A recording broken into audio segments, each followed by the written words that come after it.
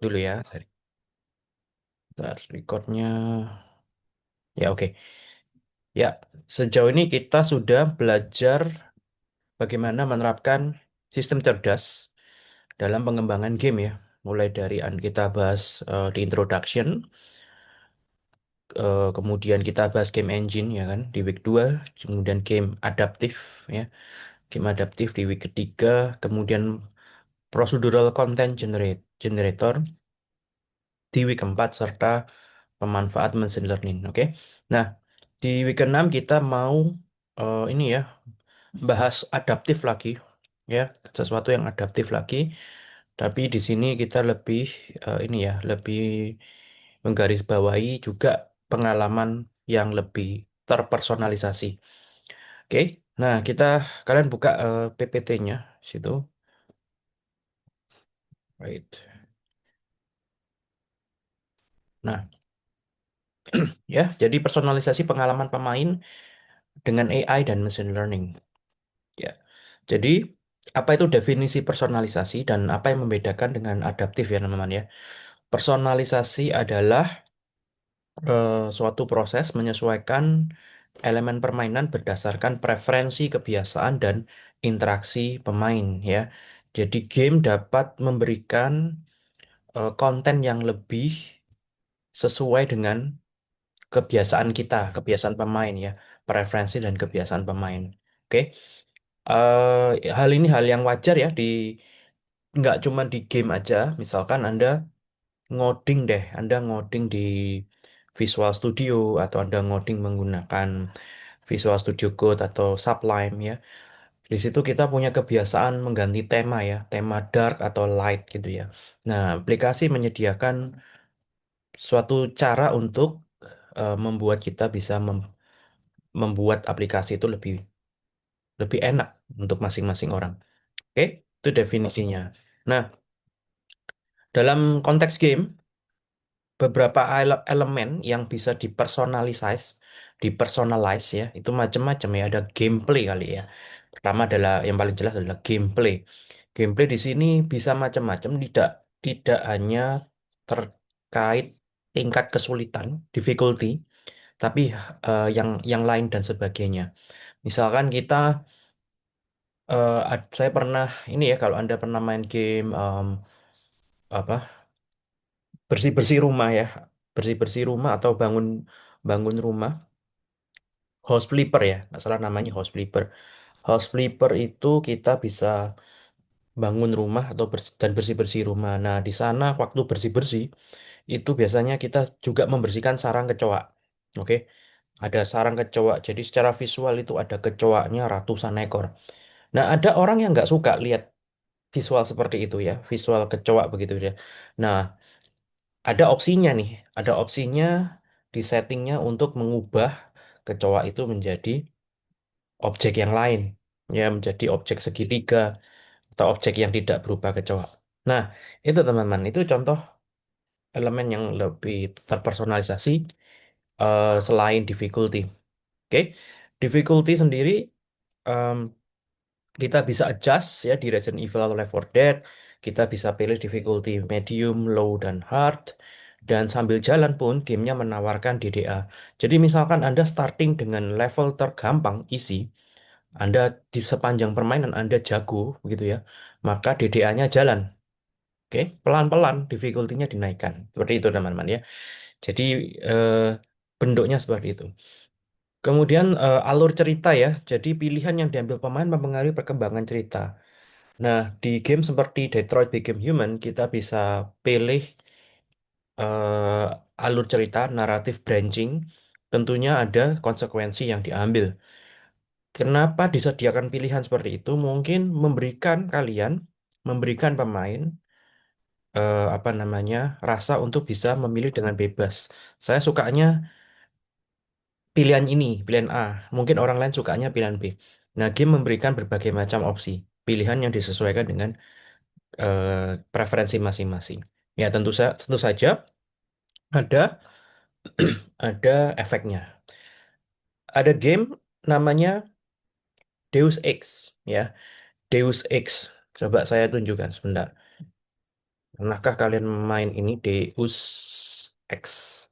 Deus Ex ya, Deus Ex Machina. Ini ya, ini gamenya. Deus Ex Mankind Divided atau yang Human Revolutions. Teman-teman, ini gamenya em, di masa depan settingannya.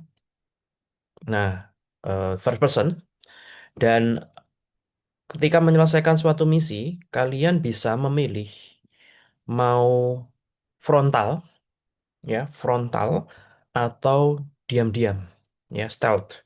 Jadi ada dua cara sebenarnya dia. Ada dua cara, ada tiga ya, tiga atau dua cara. Cara pertama frontal, maju ke depan, tembak hajar. Cara kedua mengendap-endap, ya. Cara ketiga kayaknya ini ya, negosiasi, komunikasi gitu ya. Cara yang lebih damai. Nah, ada beberapa cara untuk mengerjakan atau memainkan game ini. Dan itu dibebaskan oleh developernya. Nah, ini yang satu yang menarik ya dari aspek personalisasi tadi, ya. Jadi alur cerita, kalian mau frontal atau mau mau mengendap-endap, ya itu akan mempengaruhi hasilnya.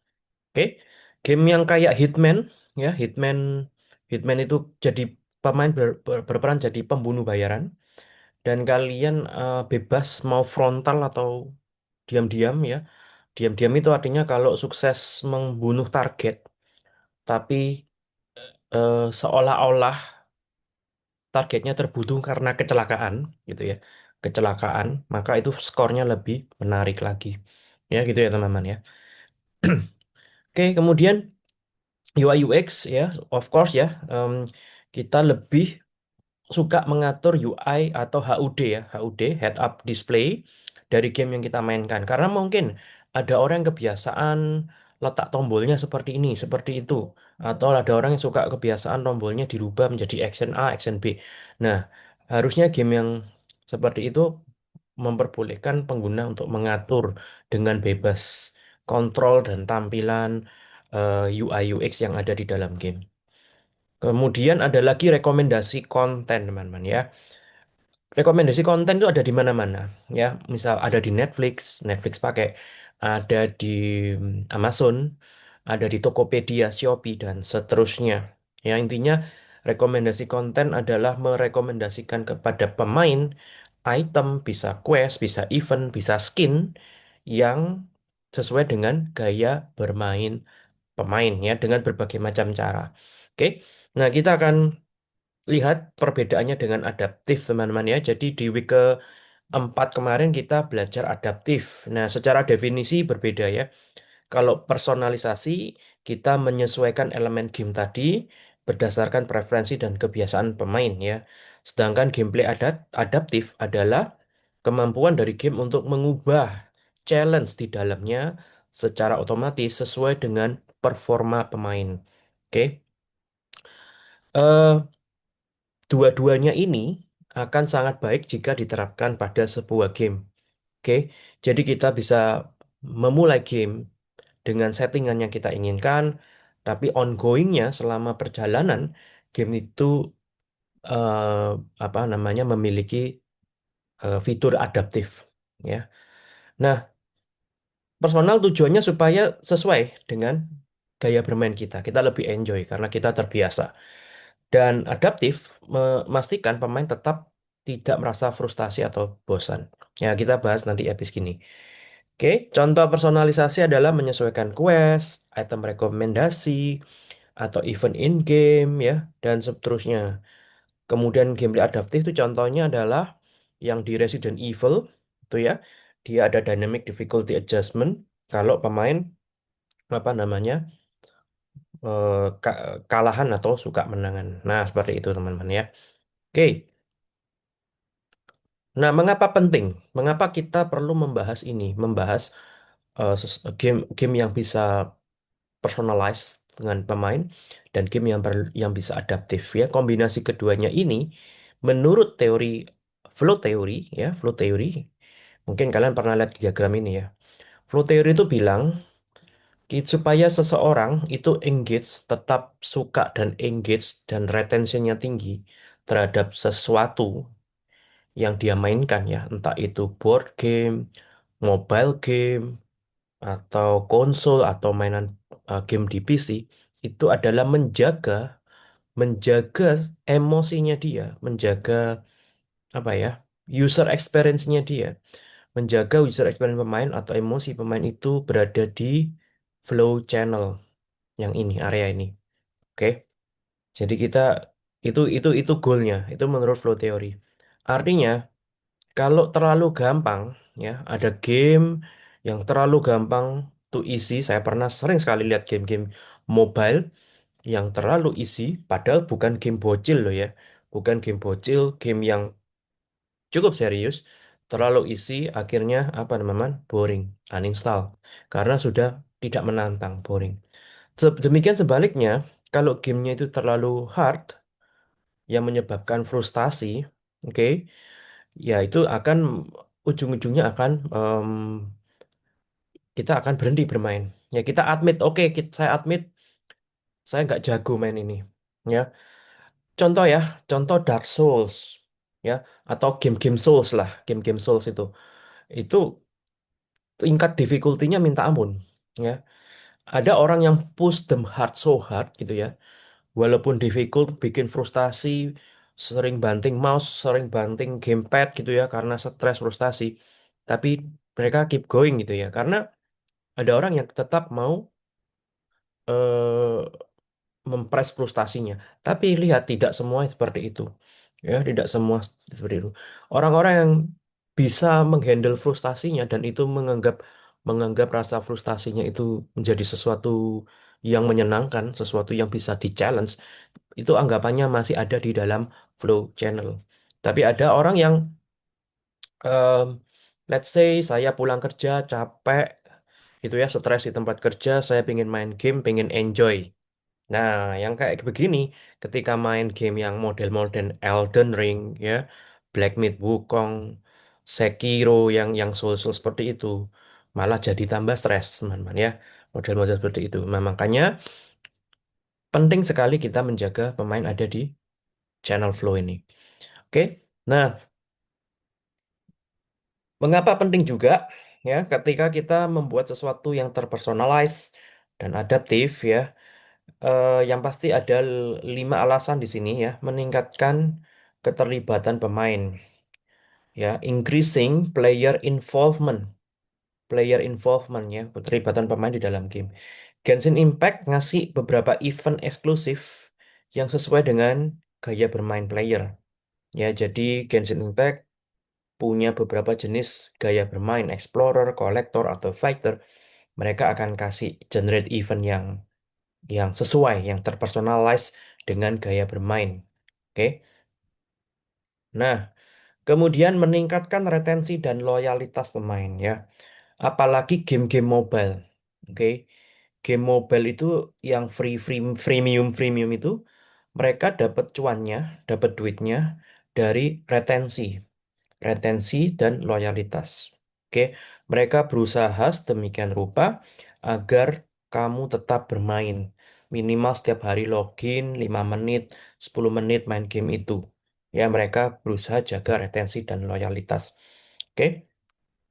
Em, Kalau sebuah game berhasil mempertahankan retensi, ya, keep going, keep playing, artinya pemain itu ada dua ya, bisa memang suka dengan gameplaynya, ya.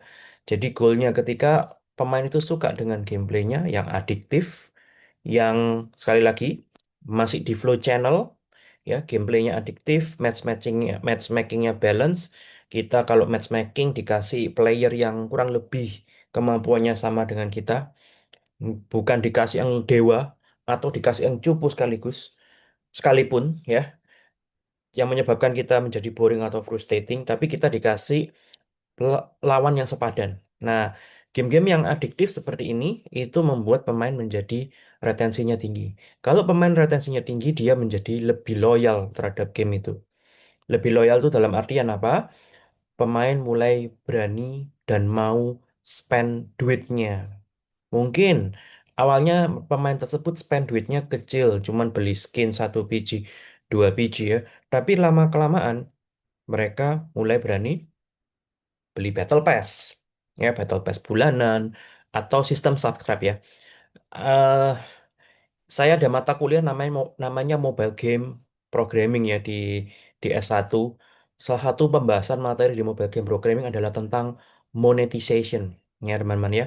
Monetization. Jadi caranya game-game itu mendatangkan cuan itu salah satunya adalah payment paymentnya mereka buka banyak channel. Ada yang nonton ads, yang yang berbayar ya, paid gitu ya. Ada juga yang model-model subscribe ya. Jadi Battle Pass itu model subscribe teman-teman ya. Oke. Jadi game-game mobile yang baik itu mereka menyediakan wadah. Terserah kalian yang suka free-free boleh main, silakan main. Tapi nontonlah iklan ya. Beberapa kali mereka nonton iklan. Mereka yang retensinya mulai agak tinggi gitu ya, mulai mulai sedikit loyal, gamenya memberikan diskon untuk beberapa skin yang sering kalian pakai, gitu ya. Jadi teman-teman, Anda lihat ada beberapa skin di dalam game yang kita istilahnya bisa rent dulu. Rent itu apa? Pinjem ya. Kita bisa pinjem nyobain skinnya itu dulu. Caranya gimana? Nonton iklan, ya. Nonton ads nih. Ketika nonton ads, kita nyoba skinnya. Wah, keren nih skinnya dipakai. Kemudian sambil berjalan waktu, em, gamenya akan memberikan beli permanen skin tersebut dengan diskon 50%. Oke, dan harganya itu terjangkau pol. Nah, yang kalian yang tadi sudah sangat suka dengan skin ini, kalian eh, mulai mencoba membeli. Nah, itu ya caranya begitu teman-teman ya. Nah, buat member yang loyal ya, loyal banget di gamenya, mereka beli Battle Pass. Ya, gamenya menawarkan Battle Pass. Battle Pass yang belum tahu, Battle Pass itu adalah sistem subscribe, biasanya bulanan ya. Bulan setiap 30 hari muncul Battle Pass baru. Dan apa yang didapatkan? Anda dapat berbagai macam item, berbagai macam quest, berbagai macam achievement yang bisa di-unlock, dan seterusnya ya. Jadi itu tentang Battle Pass. Nanti kamu sambil kalau ada kesempatan saya akan sharekan apa namanya PPT-nya ya, yang mobile mobile game prog ya. Nanti sambil saya tunjukkan. Oke, ya. Nah, contohnya Fortnite itu keep keep updating ya. Mereka jualannya skin kebanyakan ya. Keep updating dengan event-event yang ada di dunia real. Contoh K-pop Demon Hunter ini adalah acara di Netflix ya. Di sini kayaknya langganan Netflix semua. Kalian langganan Netflix semua nggak? Relate nggak ini K-pop Demon Hunter? Relate nggak? Relate ya. Yang langganan Netflix akan akan ke, akan ngerti ya K-pop Demon Hunter. K-pop Demon Hunter. Oh enggak, Alvin enggak. Oke, bisa di search ya, Alvin ya. K-pop Demon Hunter adalah saat ini streaming terbanyak di Netflix. Jumlah streamernya terbanyak di Netflix. Nah, karena banyak yang nonton, ya Fortnite bikinkan skin terkait dengan karakter yang ada di Demon Hunter. Oke, nah tadi ya teman-teman, meningkatkan monetisasi tadi sudah saya bahas ya, merekomendasikan item yang paling mungkin dibeli oleh pemain. Meningkatkan imersi dan kepuasan pemain ya. Jadi personalized gameplay itu membuat seolah-olah pemain berada di dunianya, di dunia gamenya. Dan itu pemain akan merasa lebih enjoy, lebih puas gitu ya. Contoh di game The Witcher 3, respons NPC akan tergantung sikap dan pilihan dialog yang kalian pilih sepanjang permainan. Oke, personalize itu memperpanjang umur game ya. Jadi teman-teman, em, apa ya istilahnya ya, fase. Menurut salah satu teori tentang motivasi ya, teori tentang motivasi terus terutama pada game design bahwa sebuah game atau sebuah digital entertainment itu punya beberapa fase, teman-teman ya. Ada fase yang dinamakan onboarding. Onboarding ya. Fase onboarding itu kayak tutorial. Jadi biasanya ketika kita download game, dijalankan gamenya, Anda mendapatkan fase ini, tutorial ya, onboarding. Tapi lebih dari itu.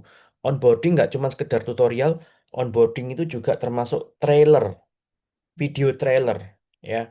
Jadi Anda nonton TikTok, Anda nonton YouTube, muncullah iklan gamenya. Itu sudah bagian dari onboarding. Ketika kalian hook up, oh tertarik nih iklan gamenya, ke download lah gamenya, masuklah ke tutorial. Nah, fase berikutnya adalah fase fase di dalam game ya, gaming phase ya, gaming phase. Mungkin gamenya pakai sistem level, metodenya freemium ya, free. Lalu Anda main game level 1, level 2, level sampai level 100 begitu ya, sampai karakternya mentok, levelnya jedok. Nah, fase yang terakhir itu kita namakan end game phase ya.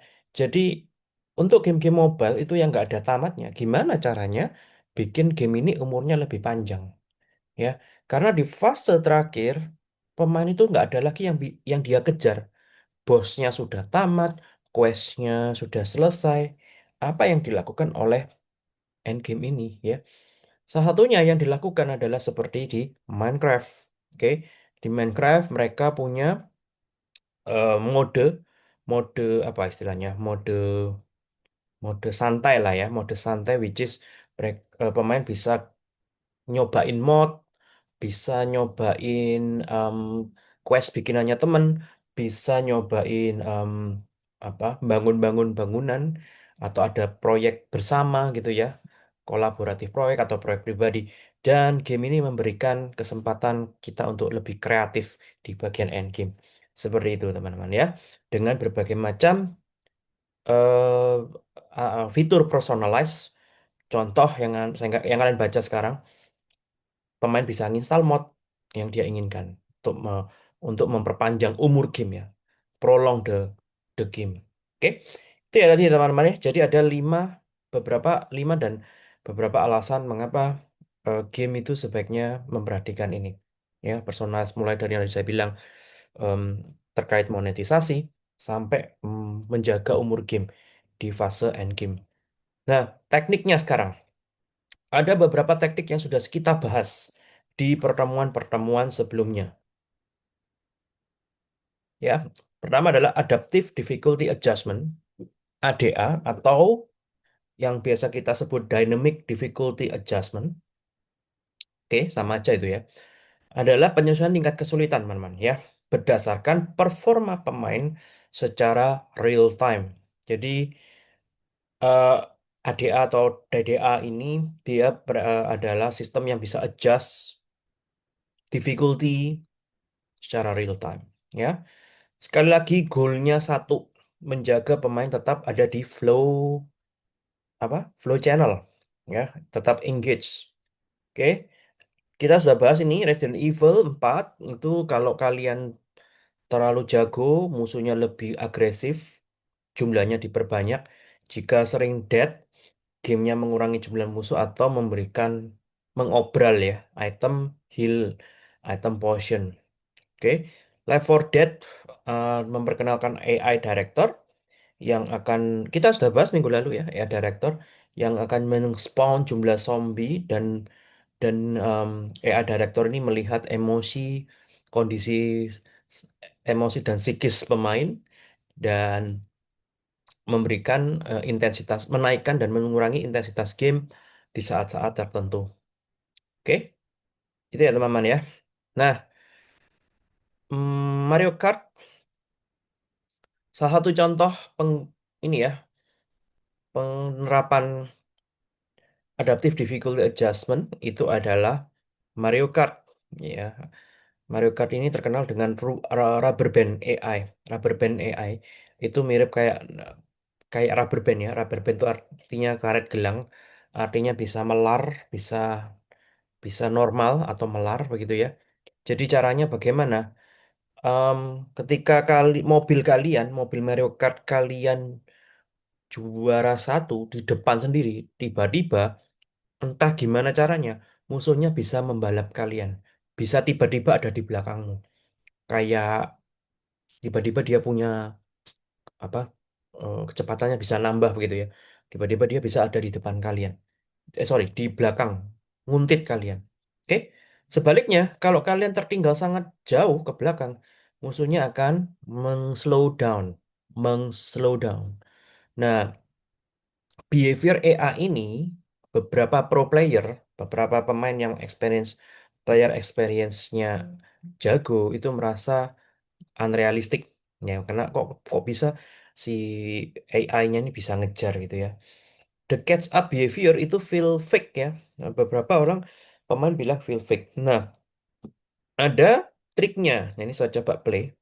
The AI in Mario Kart World is some of the hardest in the series to date. They seem to catch you up really easily no matter how hard you try to race. Now, if you've noticed that and you've had some trouble beating the AI, particularly in the knockout tour mode, you may be interested to learn that there's a way to make the AI a bit easier on you. Yes, that's right. The difficulty in this game actually adjusts dynamically depending on how you race. Specifically, it doesn't seem to take into account your item use or things like tricks and so on. What it's actually looking at is whether or not you're drifting. If you drift in Mario Kart World, the CPU seems to adjust its own difficulty to race faster to catch you up because it thinks you're a better player if you drift. So if you don't drift, you'll basically trick the computer into thinking that you're actually not that great of a racer and it'll. Oke, jadi dia bilang caranya AI menganggap kalian jago atau noob adalah kalau kalian bisa ngedrift. Ngedrift itu ngepot, teman-teman ya. Jadi kalau kalian balapannya suka ngepot, ngepot, ngepot begitu ya, kalian dianggap oleh AI-nya jago gitu ya. Nah, triknya Go adalah easier on you as jangan a result. In ngedrift. this case, what we did was pick Toadette and a fast accelerating kart and basically followed the best racing lines we could while not doing any drifting. We still did things like making use of tricks and items and brine rails and that kind of thing to get an advantage, as well as draft boosting, but we made sure not to use any drifting during the race. The result was quite amazing, actually. Not only did the AI seem to hang back a bit and let us have a large lead in the process, we also soared to an easy 3 stars, 60-point win using this kart and character combination with no drifting at all. So this trick really does seem to work. So if you're having a lot of trouble with the AI in Mario Kart World, you might want to consider not doing any drifting and seeing if that makes things any easier for you. If you like this video, please leave a like, subscribe, and ring that bell. Thanks for watching. Ya, oke, itu ya, teman-teman ya. Jadi si dia bilang kalau mau ngibulin AI-nya gampang gitu ya. Ngibulin AI-nya gampang. Caranya adalah jangan jangan drifting gitu ya. Jangan drifting teman-teman ya. Jadi AI-nya menganggap pemain yang drifting itu pemain yang jago. Jadi dia bilang, oke, jangan drifting, maka AI-nya menganggap kalian cupu. Ya, nggak bisa drift. Sehingga AI-nya akan berperilaku seperti kalian dianggap orang cupu. Itu ya teman-teman ya. Nggak tahu yang di Mario Kart, itu Mario Kart Switch ya teman-teman ya. Mario Kart World masih bisa pakai trik itu. Saya nggak tahu apakah di adjust lagi atau bagaimana. Ya. Oke. Nah, teknik yang dipakai selain itu, salah satu teknik yang lain yang dipakai untuk dynamic difficulty adjustment adalah ini ya, Bayesian network, teman-teman ya. Bayesian network adalah eh, diagram ya, diagram atau model diagram yang berisi nodes di mana ada hubungan atau relasi antar nodes. Oke. Jadi nodes itu mewakili suatu event, suatu random encounter, suatu objek, ya, suatu item dan seterusnya. Tapi biasanya event ya, teman-teman ya. Dan setiap node itu bisa terhubung oleh sebuah panah. Dan panahnya ini ada arahnya. Oke, coba Anda lihat gambar ini ya. Rain dan sprinkle itu ada panah ya dari rain menuju sprinkle ini. Ya, artinya rain ini mempengaruhi sprinkle, node sprinkler. Demikian juga rain juga mempengaruhi nodes grass wet. Tapi tidak berlaku sebaliknya. Sprinkle tidak mempengaruhi rain, grass wet juga tidak mempengaruhi rain. Itu ya teman-teman ya.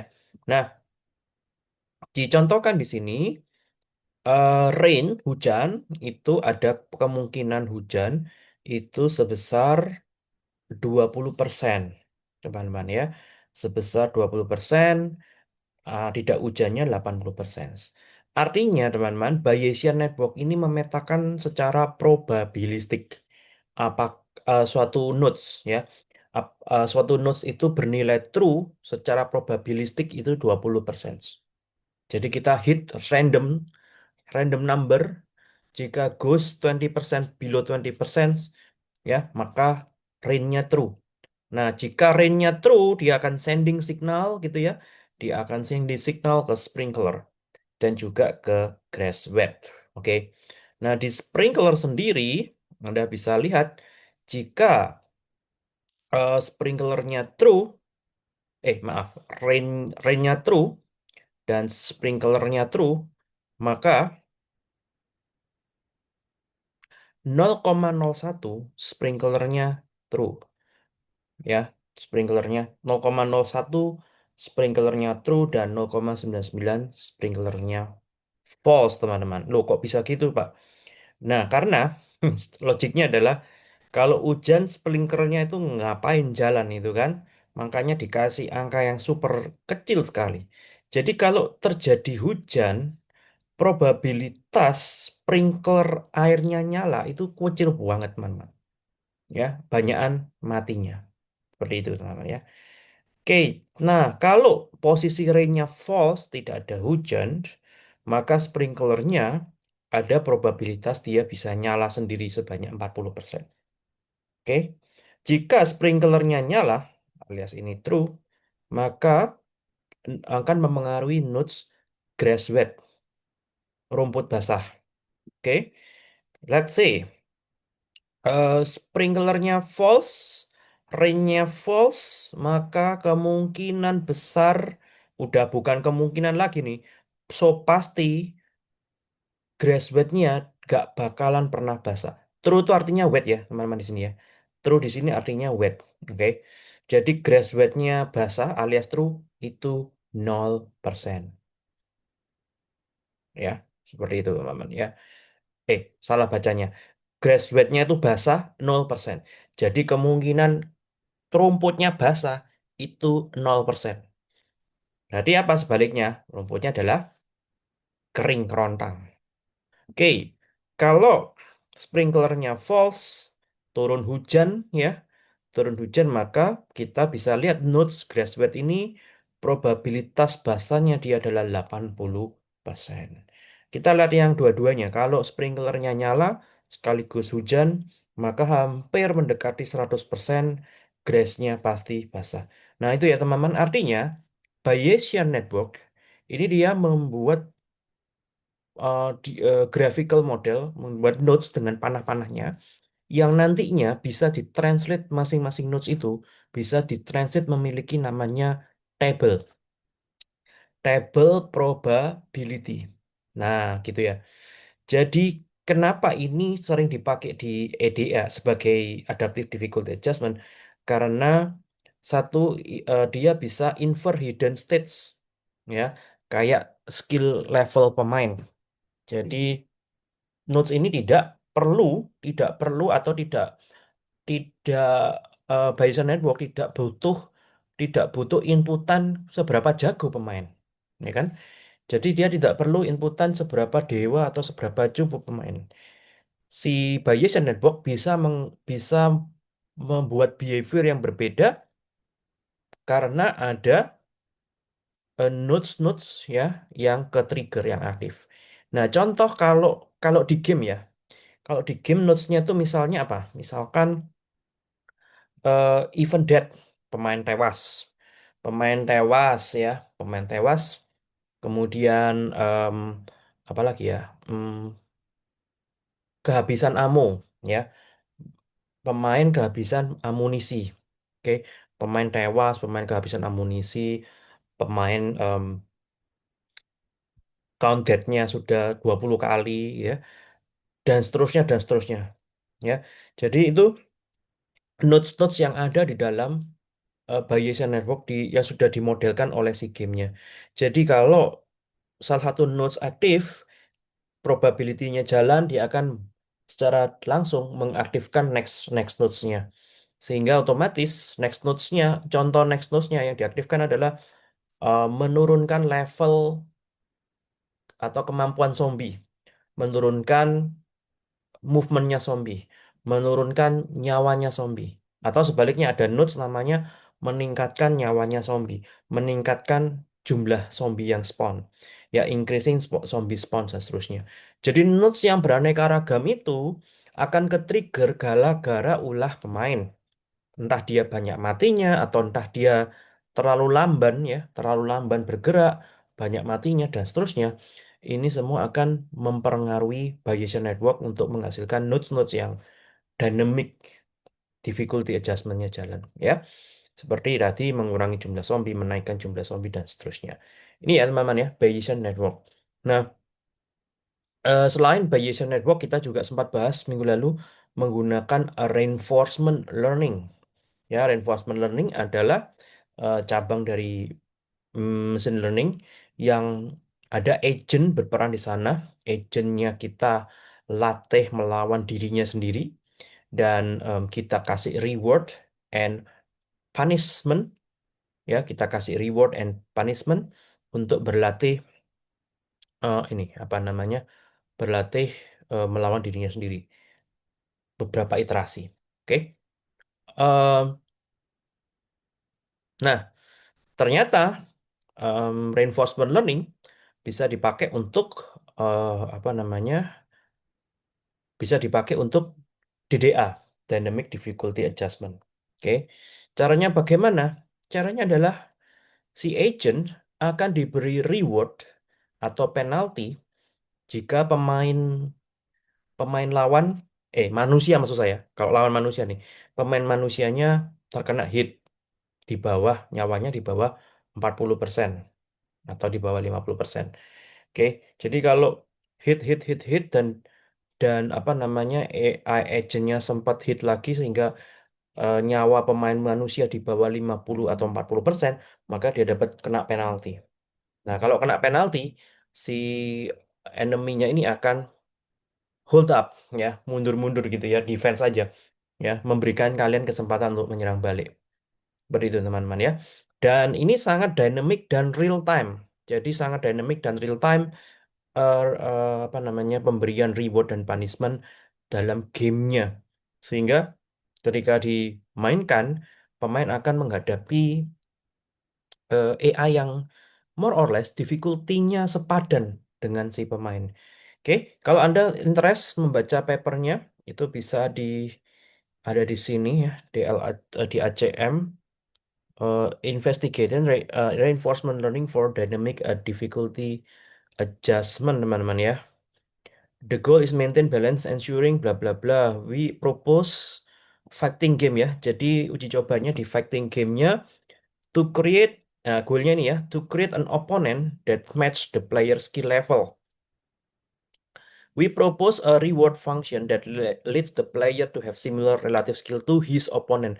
Jadi goalnya adalah AI agent diberi reward kalau dia bisa skillnya sepadan dengan pemain. Indikator paling gampang ya ini ya, nyawa pemain. Gitu ya. Seperti itu, teman-teman. Additionally, we introduce a penalty given to the agent during training to constrain its win rate.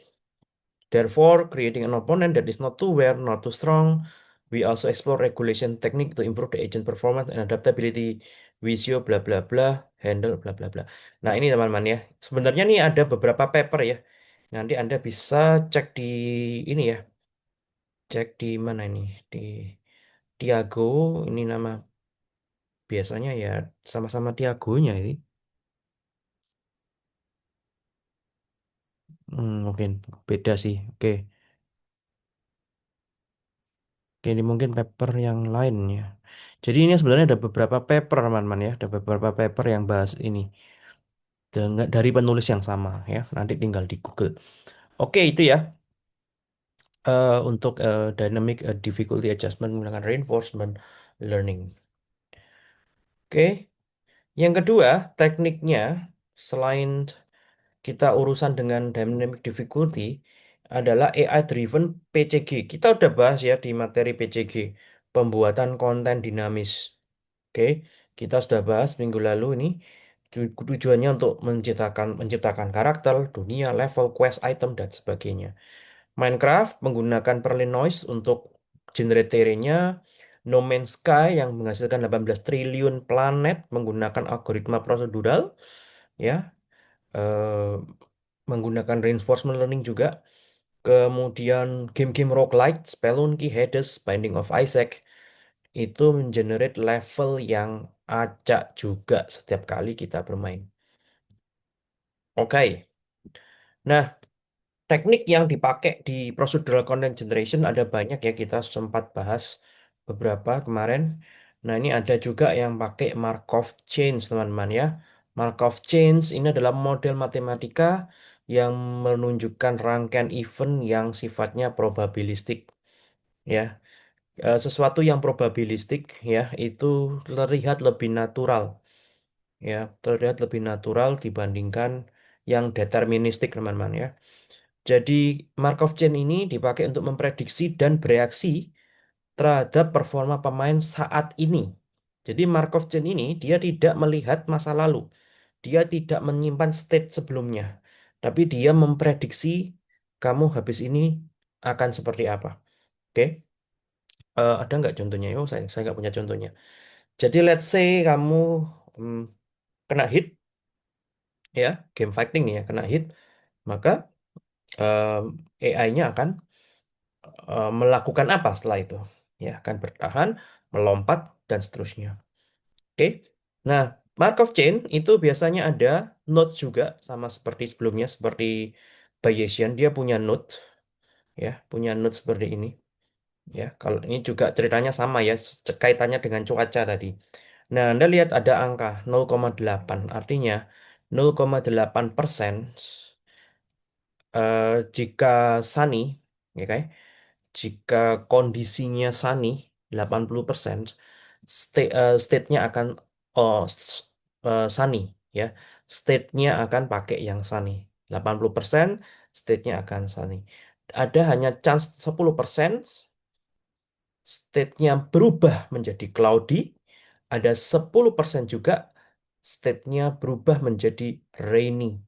Jadi 20% berubah ya, either cloud maupun rainy dari sunny. Oke. Di cloud sendiri ada 60% kemungkinan ya, probabilistiknya 60%, dia akan stay di cloud. Oke, 20% balik ke situ, 20% balik ini, dan 20% dia bisa jadi rainy. Jadi ini maksudnya gimana, teman-teman? Kalau diimplementasikan di game, ini adalah sistem cuaca di dalam game, teman-teman ya. Jadi gampangannya mungkin sistem ini diupdate setiap berapa ya? Setiap 1 menit ya. Jadi setiap 1 menit dia akan merandom ya. Contoh saat ini saya Sunny gitu ya. Dia akan merandom jatuh di probabilistik mana. Misalkan randomannya sudah jatuh di 80%, maka tetap Sunny. 1 menit berikutnya di random lagi jatuhnya di 80%, maka tetap Sunny. 1 menit berikutnya random lagi jatuhnya di 10% rainy, maka state-nya berubah menjadi rainy. Maka game kalian akan memunculkan efek hujan, jalannya mulai tergenang-genang gitu kan. Nah, 1 menit berikutnya melakukan random, jatuhlah di 40%, maka tetap hujan di menit berikutnya. Jika di menit berikutnya jatuhnya ke 30%, yang cloud ya, maka ray-nya hilang, masuklah ke state cloud. Jadi itulah Markov change. Jadi dia tidak melihat masa lalu. Ya, jadi season sebelumnya, musim sebelumnya hujan atau apa dia nggak lihat. Dia hanya melihat probabilistik setelah ini ngapain ya. Rempongnya Markov chain ini itu kalian harus memodelkan dulu. Kalian harus memodelkan dulu nodes-nodesnya atau game state-nya dimodelkan dulu sebelum diimplementasikan. Oke. Nah, tapi ya, teman-teman ya, Markov chain ini sering dipakai untuk DDA atau PCG karena enteng, lightweight ya, ngodingnya tidak berat. Kemudian contoh kasus, misalkan di dungeon saat ini pemain sering tewas ketika berhadapan dengan musuh tipe A, maka di dungeon selanjutnya musuh tipe A akan berkurang berkurang alias state spawn enemy A-nya probabilistiknya menjadi berkurang. Jadi ada apa ya? Ada sebuah nodes tulisannya spawn enemy A. Ada nodes lain spawn enemy B begitu ya. Dan ada panah ya. Panah menuju spawn enemy A ini em, ada angka probabilistiknya. Seperti itu teman-teman ya. Jadi kalau nodes-nya kalian randomannya sering mati, maka ini akan memperkecil eh, peluang panahnya menuju atau peluang jalannya spawn enemy A ya menjadi berkurang. Itu ya teman-teman ya, itu Markov chains ya, masih kaitannya tentang PCG nih ya. Saya masih bahas tentang PCG.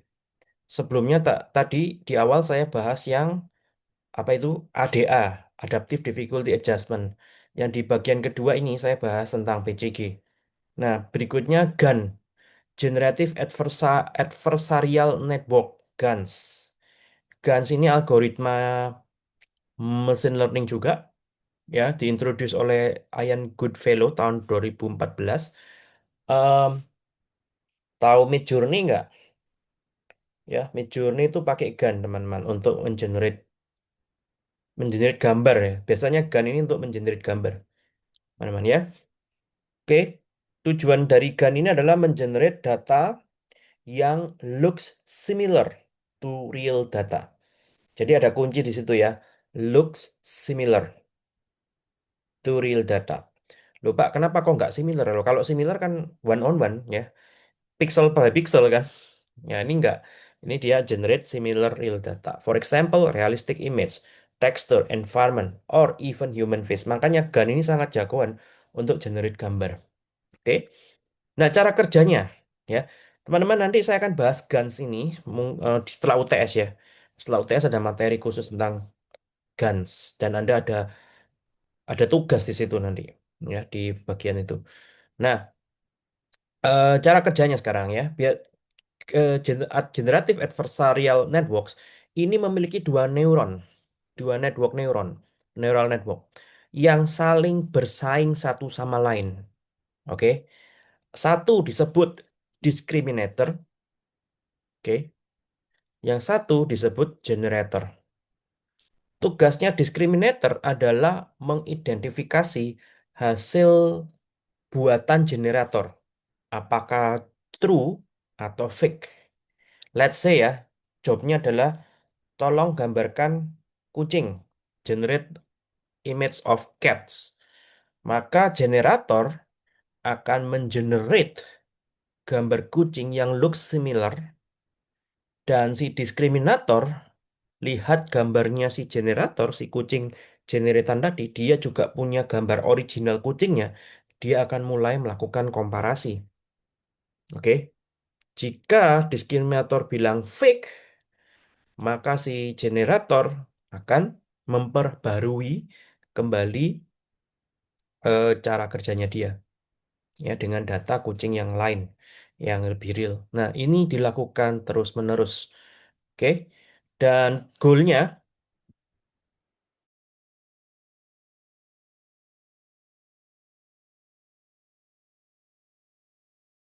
goalnya, goalnya Gans itu adalah goalnya generator itu adalah sukses mengelabui diskriminator. Goalnya diskriminator adalah berhasil mengidentifikasi hasil karya generator yang fake. Oke, jadi ini dilakukan terus-menerus sampai equilibrium, sampai nggak ada lagi yang bisa dilakukan, teman-teman ya. Kalau mau lihat gambarnya seperti ini, gambar eh, diagramnya. Ya, eventually, in the end ya maksudnya, in the end, generator became so good, sangat bagus sekali sehingga diskriminator gagal membedakan dengan yang real ya. Jadi Anda lihat ini ya cara kerjanya. Pertama itu dia generator akan generate random noise teman-teman ya. Jadi ada random noise, random vector, dia generate gambar based on that. Kemudian real data, eh, ada bank real data, gambar kucing gitu ya. Diskriminator akan menggunakan real data ini lalu melakukan komparasi real atau fake seperti itu. Oke. teman-teman. Nah, si generator kemudian lakukan ulang. Jadi ini iterasi terus, ribuan kali iterasi, sehingga generator akan makin lama makin jago untuk generate gambar yang menyerupai atau similar seperti real data, teman-teman. Seperti itu, teman-teman ya. Tentu saja dia karena dia network ya, neural network, eh, dia akan identify kucing itu matanya dua, ya kan, kakinya empat, ya ada kumisnya gitu kan, ada kumisnya, ada bulunya begitu ya. Jadi next time kalau saya generate, pastikan ada matanya. Terus di bawah mata itu hidung ya. Matanya, hidungnya jangan taruh di atas mata seperti itu ya. Jadi generator akan belajar, oke, eh, saya akan membuat gambar yang lebih baik lagi. Jadi itu teman-teman ya. Makanya itu eh, algoritma ini sangat powerful untuk generate gambar. Nah, kaitannya dengan PCG adalah eh, dipakai untuk generate konten ya.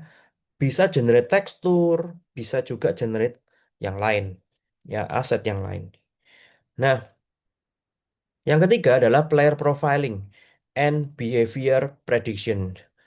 Pemodelan dan prediksi perilaku pemain. Jadi AI dipakai untuk menganalisis gaya bermain, untuk menyesuaikan player experience-nya secara individual. Sehingga tujuan akhirnya adalah untuk memberikan konten yang lebih relevan. Contoh ya, game MOBA, League of Legends, dia pakai clustering. Clustering K-means dan DB-scan. K-means itu melibatkan Euclidean distance, yes, untuk mengelompokkan pemain-pemain berdasarkan gaya bermain mereka. Parameternya macam-macam ya. Ada movementnya dia, kemudian tingkat agresivitasnya dia, hero-hero yang dipakai, dan seterusnya itu menjadi kontribusi untuk diukur bagian dari clustering yang mana. Oke, jadi tujuannya apa sih? Saya pernah bilang nih ya, tujuannya adalah untuk mereka bisa bikin matchmaking yang terbaik. Teman-teman, game multiplayer kayak MOBA, apalagi kalau kalian tidak punya teman mainnya adalah mainnya kalian akan lawan atau berteman dikelompokkan bersama orang asing. Oke, jadi kendalanya adalah satu, hmm, apa, skillnya. Jadi skill kita dengan teman atau lawan itu bisa bisa terlalu jauh atau eh, apa namanya, terlalu dekat gitu ya. Nah, makanya itu League of Legends membuat player clustering ya. Jadi kita dikelompokkan di kelompok yang mana sehingga um, let's say clustering clustering player skill lah gampangannya begitu. Sehingga waktu matchmaking kita akan dicarikan dari kelompok yang sama. Oke.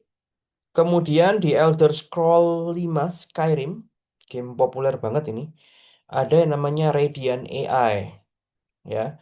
Jadi Radiant AI ini dia punya NPC yang bisa berinteraksi, punya jadwal dan menjelajah, bisa menjelajah ke apa namanya, tempat-tempat yang ada.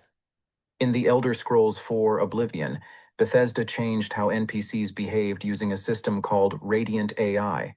Instead of following strict scripts, NPCs had basic goals, like visiting a tavern or completing a task. What made it special was that they decided on their own how to achieve these goals. For example, an NPC might choose the nearest tavern. This innovation brought the game world to life, making it feel less scripted and more spontaneous. It was a major step in game design. Later games like Skyrim and Fallout built on this idea, making NPCs even more interactive. They reacted to the player's actions and the changing world, creating a more immersive and dynamic gaming experience. In the Oke, jadi Skyrim ini, Bethesda ini dia meng-create Radiant AI system jauh sebelum Skyrim ya maksudnya ya. Jadi ini cukup revolusioner. Kenapa?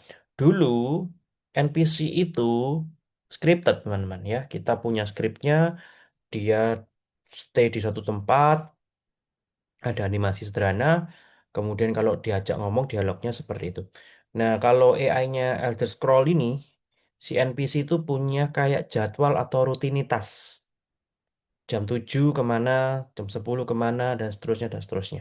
Jadi mereka punya tujuan hidup lah, anggaplah begitu. Mereka punya tujuan hidup, mereka bisa traveling ke berbagai tempat, do their chores ya, dan macam-macam. Misalkan ke pasar, belanja, eh, menjaga ternak, dan seterusnya. Dan ini membuat game ini menjadi seperti hidup gitu ya. Seperti NPC-nya memiliki em, aktivitas atau agenda masing-masing. Oke, seperti itu teman-teman ya. Bagaimana dengan The Sims ya? Mungkin di sini ada beberapa yang pernah main The Sims. The Sims juga sama. The Sims NPC-nya, tapi kalau The Sims itu agak random sih NPC-nya. Jadi NPC-nya The Sims itu juga punya aktivitas. Cuman kayaknya sih tidak sekeren NPC-nya Elder Scroll, teman-teman ya. NPC-nya agak random aja. Oke, FIFA punya AI Opponent Adaptation untuk mempelajari taktik dan menyesuaikan strategi pemain ya. Kalau kalian sukanya main bola tapi sukaannya bertahan, maka AI-nya akan merespon dengan strategi tendangan jarak jauh misalkan seperti itu. Oke. Nah, ini ya tadi metodenya adalah pakai neural network ya, memprediksi gaya bermain dan preferensi pemain berdasarkan history game menggunakan algoritma clustering ya, misalkan key mains dan DB scan untuk mengelompokkan pemain. Nah, berikutnya adalah personalized content recommendations ya. Jadi teknik personalisasi yang nomor 4 ini itu di mana game memberikan rekomendasi khusus untuk preferensi pemain. Sekali lagi goalnya meningkatkan engagement dan monetisasi. Ya, contoh Steam ya. Steam itu menggunakan CF, Collaborator Filtering dan Content Based Filtering untuk ngasih rekomendasi game berdasarkan histori kalian, histori pemain. Oke. Jangankan Steam ya, tapi kayak Netflix sendiri juga pakai algoritma yang sama. Amazon juga pakai, online shop juga pakai ini. Oke. Nah, kemudian Fortnite, ini yang keren nih. Fortnite ini mempelopori Battle Pass yang bisa di-adjust, di custom maksudnya. Jadi kan tadi saya bilang di awal bahwa Battle Pass itu sistem subscribe bulanan. Ya, subscribe bulanan kalian bayar untuk 1 bulan ke depan dan kalian bisa menikmati konten, menikmati quest event yang ada di Battle Pass tersebut. Nah, Fortnite ini ngasih kebebasan pemain untuk lebih bisa mempersonalisasi Battle Pass-nya untuk mereka sendiri. Nanti saya jelaskan di slide selanjutnya. Demikian juga Genshin Impact ya, event and quest recommendations. Jadi menyesuaikan event yang ditawarkan berdasarkan interaksi pemain sebelumnya. Oke. Nah, eh, Netflix dan Steam Game Recommendations ya. Netflix menggunakan konten based filtering, demikian juga sistem menggunakan algoritma kolaboratif filtering juga untuk memberikan rekomendasi yang serupa. Oke. Metodenya macam-macam teman-teman. Ada collaborative filtering, ada content based filtering, ada juga yang hybrid ya, hybrid recommender dan kawan-kawan ya.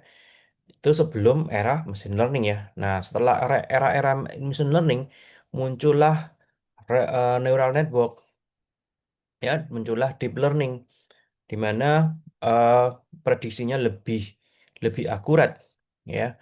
Lebih akurat karena dia baca data sebelumnya, teman-teman ya. Nah, ini contoh ya, Steam menggunakan collaborative filtering dan content based filtering. Collaborative filtering itu maksudnya jika ada sebuah game eh, disukai oleh orang lain ya dan orang tersebut punya atau sedang bermain atau install atau pernah bermain di library Steam mereka, library Steam mereka yang agak mirip dengan kita ya.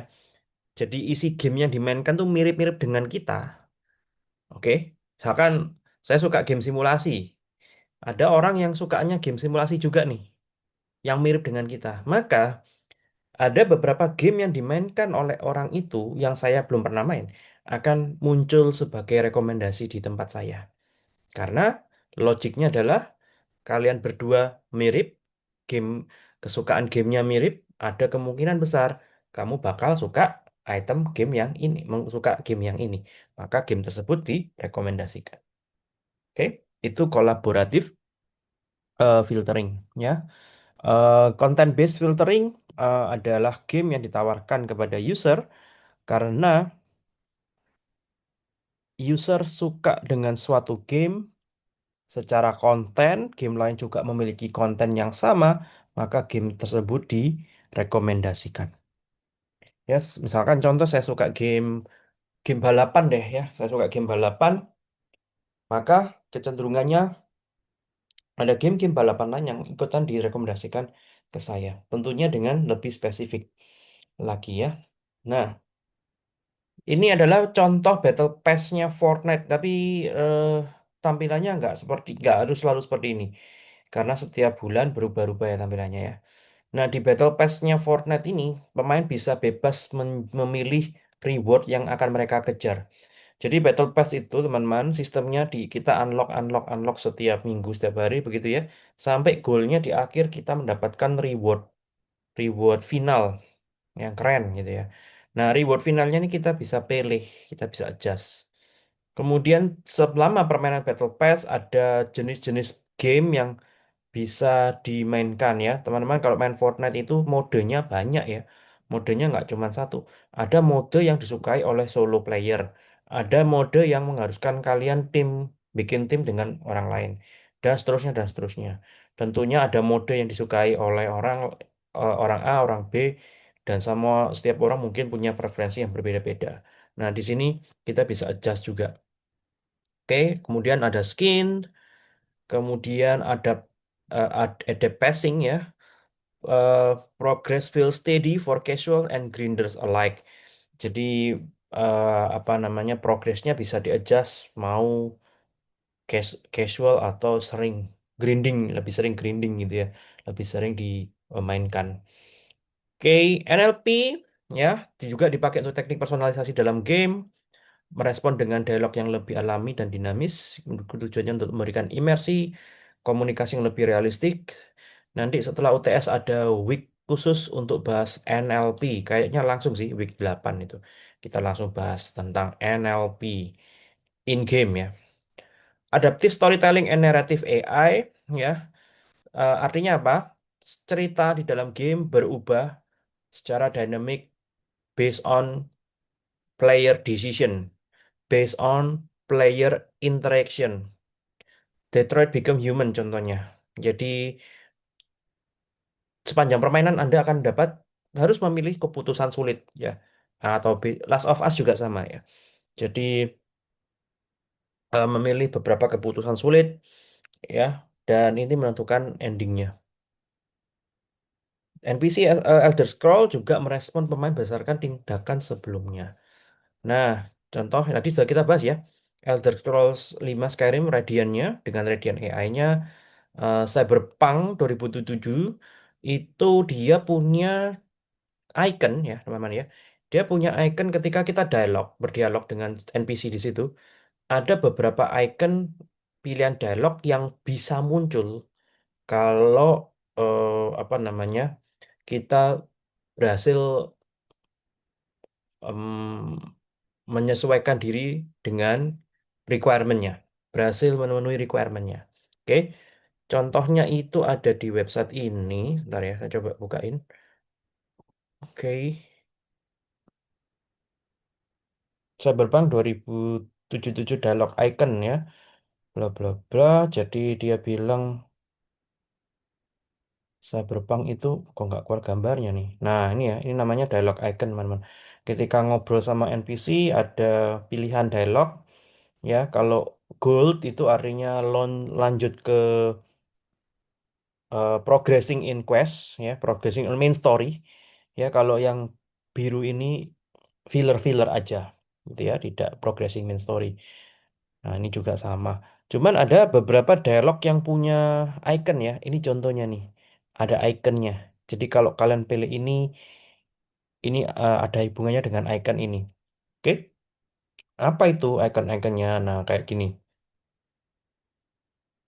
Oke, body face icon match or greater body attribute level. Jadi kalau level badanmu kekar, pilihan dialog ini muncul. Kalau itu, yaitu baca sendiri ya. Ada cool attribute, intelligence attribute ya, reflexes attribute. Jadi pilihan dialog ini akan muncul jika karakter kalian memenuhi ya, memenuhi kondisi tertentu ya, dan seterusnya teman-teman ya. Oke. Nah, itu. Jadi kalau kalian suka bikin karakternya gempal ya, strength, bodinya gempal kuat begitu ya, maka pilihan dialognya akan menunjang juga ya, dan ceritanya juga akan ikutan adaptif ke sana. Itu teman-teman ya. Jadi kita intinya di Cyberpunk ini kita bisa suka-suka ya, lebih personal ke kita. Seperti yang kita inginkan. AI Dungeon ini menggunakan GPT-3 untuk menciptakan cerita berdasarkan input pemain. Ini saya pernah kemarin saya demokan ya. Oke, metode yang dipakai adalah Transformer Model untuk dialog yang lebih alami, Hidden Markov untuk mendeteksi, merespon NPC secara real time, Markov chain kayak yang tadi. Behavior tree mengatur urutan reaksi NPC terhadap aksi pemain. Jika kalian di GTA tiba-tiba ngeluarin senjata di depan publik, maka urutan reaksinya apa? Teriak, ada yang lari gitu ya. Habis teriak, lari gitu kan. Atau habis teriak, dia sembunyi. Ada urutan yang dijalankan. Ya, jika kalian do something, ada behavior tree yang dijalankan. Oke, NLP adalah eh, cabang dari artificial intelligence untuk memahami human language, human speech, ya, human communications ya. Jadi NLP ini urusannya bagaimana menerjemahkan kalimat bahasa, kalimat human menjadi token-token yang dipahami untuk NLP-nya dan sebaliknya. Oke, Mass Effect series ini adalah satu contoh di mana ada opsi dialog yang mempengaruhi cerita, teman-teman ya. Pengaruhi hasil cerita. Nah, ada satu game yang kalau pernah mainkan ini, kalau belum ya coba dimainkan, teman-teman. Judulnya adalah Stanley Parable.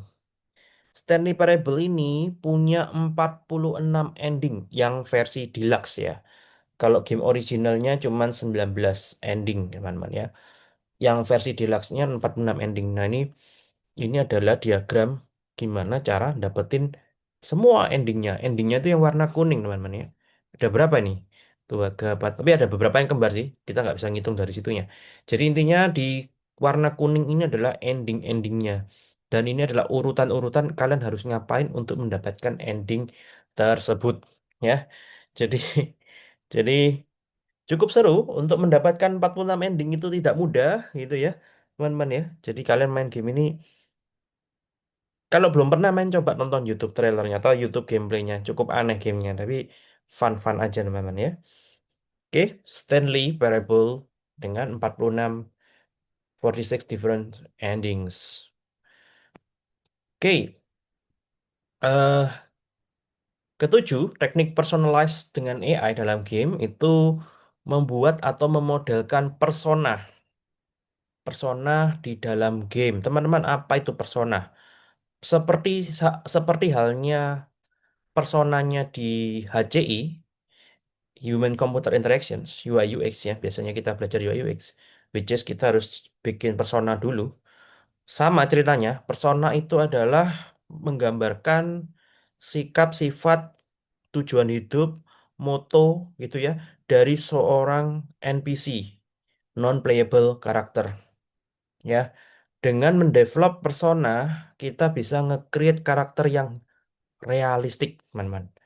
Daripada karakternya dikasih aspek random, hasilnya malah tidak realistik. Contoh, saya punya karakter nenek, karena dikasih aktivitas yang random, neneknya apa namanya melakukan apa misalkan melakukan mainan pasir deh.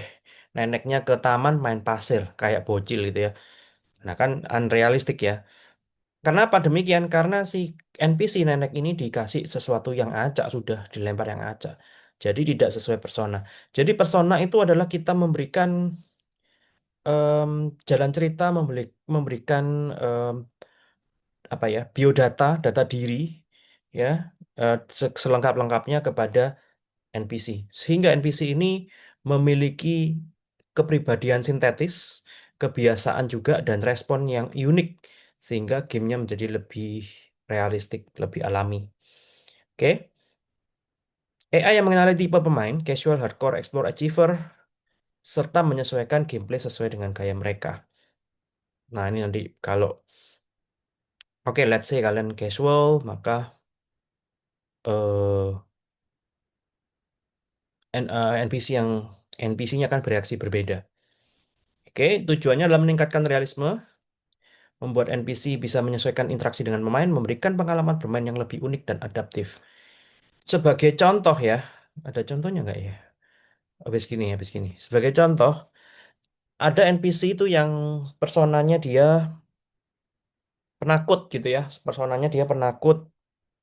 Nah, ketika kita berdialog dengan NPC ini, NPC ini akan cenderung lebih lebih mau gitu ya, lebih mau atau lebih takut gitu ya ketika kita kasih pilihan-pilihan tertentu ya, pilihan-pilihan yang membuat dia merasa ketakutan. Nah, dia gampang takut soalnya. Nah, ada yang seperti itu teman-teman ya. Jadi kita menebak nih NPC-nya gimana sifatnya gitu ya. Nah, metodenya sekarang ya, rule based persona modeling yang artinya kita bisa bikin persona based on aturan. Nah, ini deterministik ya teman-teman ya, karena kita siapin skripnya untuk si apa NPC ini umumnya kurang fleksibel dengan diri ketika dimainkan ya dan biasanya dipakai untuk cerita-cerita yang linear. NPC yang deterministik ini rule based persona yang deterministik ini dipakai untuk beberapa game yang linear. Sebut saja misalkan The Sims ya. The Sims. The Sims itu dia punya behavior dasar makan tidur bersosialisasi, kemudian berinteraksi dengan lingkungan. Di Red Dead Redemption ini yang mau saya tunjukkan. Red Dead Redemption ini yang keren, dia punya jadwal harian, teman-teman ya. Di si NPC ini memiliki jadwal harian seperti bekerja, berburu, dan seterusnya.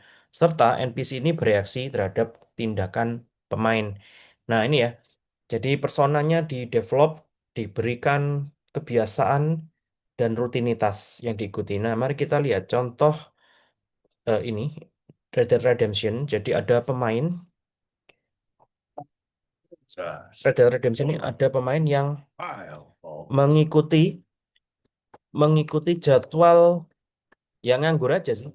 Dia ngikutin NPC daily basisnya. Apa sih yang dilakukan NPC-nya? Daily basisnya. Yang pertama dia ngikutin daily basisnya God Farmer, seorang peternak. Nah, ini dia jelasin ya, jam 6. Oh, ternyata dia bangun jam 6.05 nih, wakes up farmernya. Iya.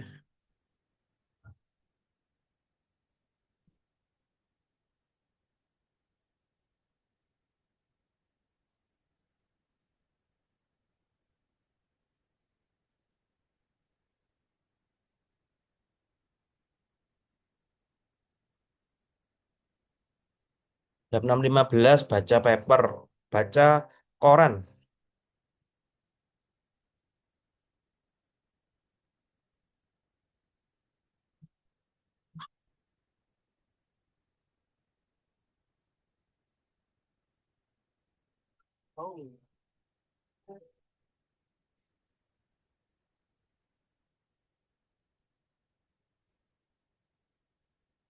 Cukup realistik ya teman-teman ya. Dia ambil ember tapi diisi air dulu gitu kan embernya.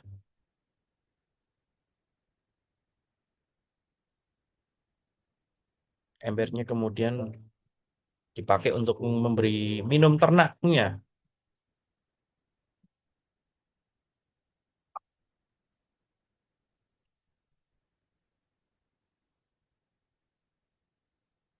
Jam 7.30 nih. Dia kasih minum kambingnya nih.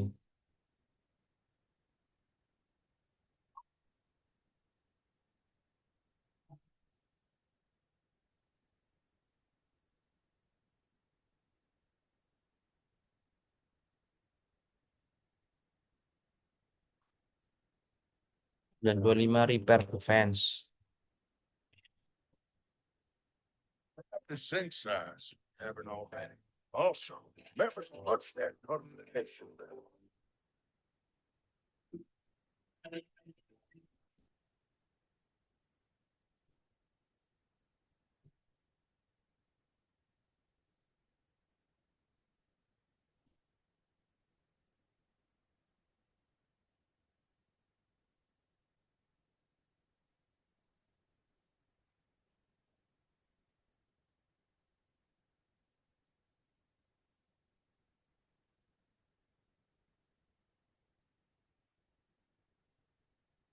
Termasuk ternaknya juga ya, karena dia punya jadwal sendiri.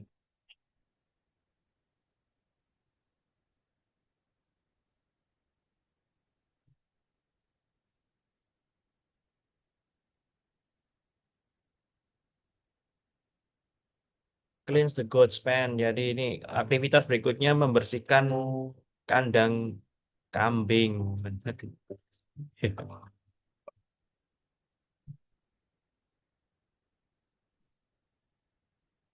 Gitu ya. Jadi ini rutinitas yang jalani oleh karakter ini namanya NPC ini. Jadi ketika di game ini kelihatannya sangat realistik banget gitu ya. Karena game ini itu tadi NPC-nya dia punya daily rutinities, daily daily job ya. Dan seterusnya ini saya skip aja. Nah, ini dia toilet break, toilet break itu ya.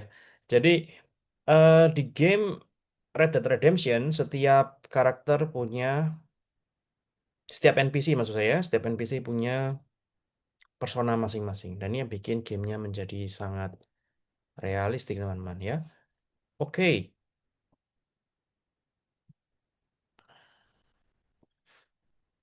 bisa pakai finite state machine ya untuk mengatur radiat dan behavior tree.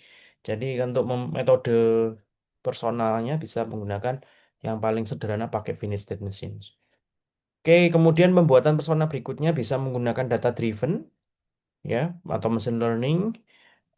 Keunggulannya adalah NPC bisa meniru gaya bermain pemain lain, lebih adaptif dan bisa berubah sering waktu.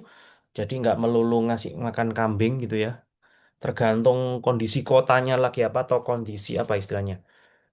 Kondisi kambingnya. Kalau misalkan kambingnya banyak yang hilang atau mati, tentu saja dia tidak akan melakukan aktivitas yang sama kayak kasih minum, bersihkan kandang, ya kan? Jadi lebih realistik lagi karena apa? Mungkin si NPC ini merasa dia perlu beli kambing baru. Nah, mungkin dia ke kota beli kambing baru. Jadi behaviornya lebih realistik lagi yang data driven. Dan karena kompleks bikinnya, seringkali dipakai untuk game multiplayer atau sesuatu yang kompetitif. Kita sudah sebut Drivatar minggu lalu ya untuk Forza Motorsport 7. Oke, untuk yang machine learning, supervised learning ya, neural network decision tree dari data sebelumnya serta clustering ya, mengelompokkan pemain berdasarkan gaya bermain ini metode dari persona modeling. Kemudian ada juga metode persona modeling lain menggunakan AI generatif seperti GANs dan Transformer GPT untuk membuat NPC memiliki kepribadian yang unik. Jadi kita bisa generate NPC memiliki backstory, emosi dan respon yang realistik karena karena menggunakan Transformer, maka ini more or less seperti dialog ya, kebanyakan dipakai di pembuatan respon dialognya NPC. Jadi ini cocok dipakai untuk game yang open world ya. Game open world itu tantangannya adalah generate kontennya teman-teman ya. Jadi kalau kita bisa mengintegrasikan generative AI untuk generate konten itu akan lebih menghemat waktu developer. Meningkatkan variasi karakter tanpa harus dibuat manual yang tadi saya bilang ya. Contohnya adalah AI Dungeon. Oke, kan tadi kita sudah bahas metode yang lain adalah Transformer untuk menciptakan dialog yang lebih baik. Nah, teman-teman, sekarang minta tolong buka Google-nya. Nah, tolong dijawab ini. Di game Elder Scrolls Skyrim, Radiant AI System, bagaimana Skyrim menggunakan AI dalam NPC. Oke, bagaimana? Gimana sih Radiant AI ini cara kerja lah, kalian bisa sebutin. Bagaimana cara kerja AI Radiant AI di dalam game? Itu cara kerja atau apa yang dilakukan AI Radiant di dalam Elder Scrolls 5 ya Skyrim. Silakan, boleh chat ya, boleh diketik di chat atau langsung aja ngobrol, teman-teman. Silakan.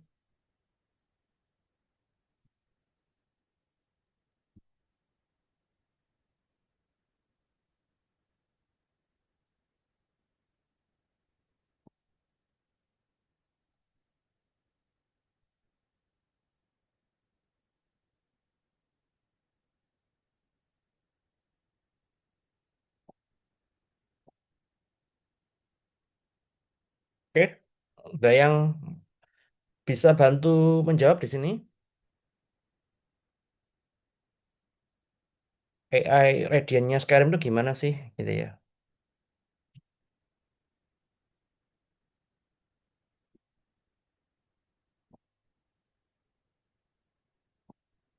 Boleh Google ya.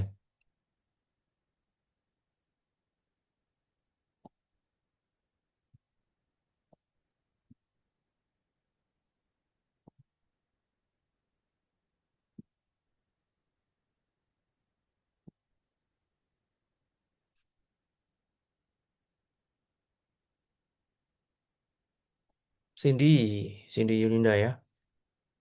Quest generates Quest generation. Nah, jadi saya tulis ya, generate quest secara dinamis ya.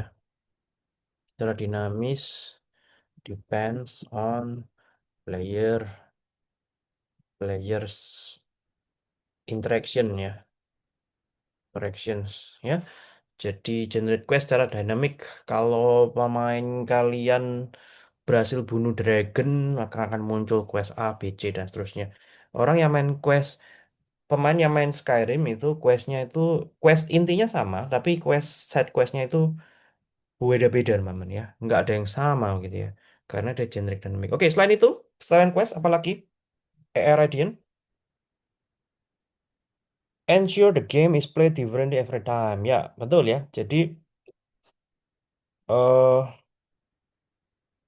AI Radiant memungkinkan pemain merasakan pengalaman berbeda setiap kali bermain. Oke, yang lain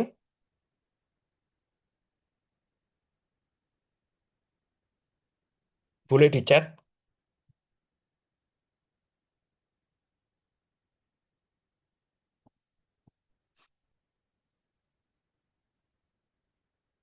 boleh Google.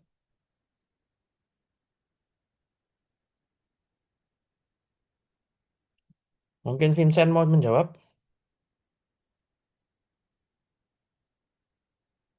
Oh, Alvin menjawab. Belum ketemu. Belum ketemu. Tinggal Google aja. Nanti mungkin cara menyelesaikan komen tersebut, cara penyelesaiannya di random. Konsep generasinya berdasarkan general comment. Komen. Oke, Alvin, ya, eh, saya kurang jelas dengan maksud komen. Ini komen gimana maksudnya, Alvin?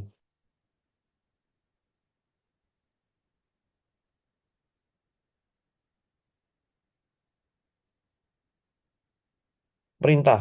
Oh, oke, perintah di dalam game gitu ya. Ya, mungkin yang dimaksud ini ya, interaksi di dalam game ya. Interaksi di dalam game.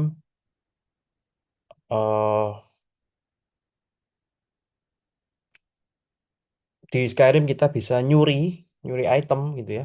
Di Skyrim kita bisa do something, saking bebasnya kita bisa do something, dan itu akan terhubung langsung dengan ini ya, dengan eh, hasilnya, hasil hasil interaksi kita ya. Jadi ini sama dengan player interaction tadi. Yang lain,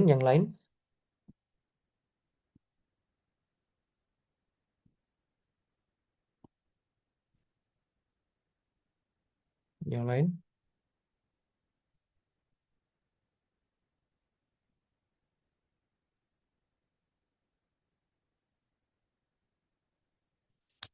Oke, jika AI Master suruh AI agent beli roti, AI agent dapat mengerjakan pembelian roti tersebut, tapi di mana itu terserah AI agent itu.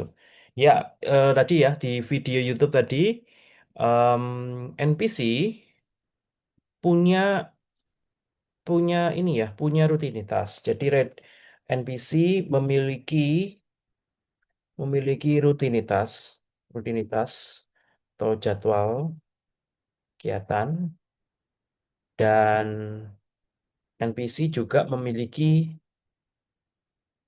apa tadi yang dikatakan oleh Alvin adalah kebebasan untuk menyelesaikan rutinitas tersebut. Ya, misalkan disuruh beli beli roti gitu ya, maka NPC-nya akan mencari toko roti yang masih buka atau toko roti terdekat. Dia akan ke sana dan menyelesaikan rutinitas tersebut. Jadi bagaimana caranya si NPC menyelesaikan rutinitas itu eh, tergantung dari masing-masing NPC. Jadi ini persona model sebenarnya. Oke, teman-teman ya. Jadi saya highlight generate quest. Radian AI itu generate quest, kemudian memberikan pengalaman berbeda, unique interactions. Kemudian yang ini yang disebutkan oleh Alvin tadi adalah persona model. Oke, studi kasus berikutnya terkait ini ya. Pernah main game Watchdog? Watchdog ini kalian berperan jadi hacker, model-modelnya kayak GTA gitu ya.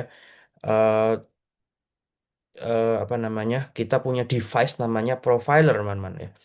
Device profiler ini bisa kasih tahu orang di dekat kita ya, bisa kasih tahu namanya siapa, pekerjaannya apa, nomor KTP-nya berapa, umurnya berapa, pekerjaannya apa dan seterusnya ya.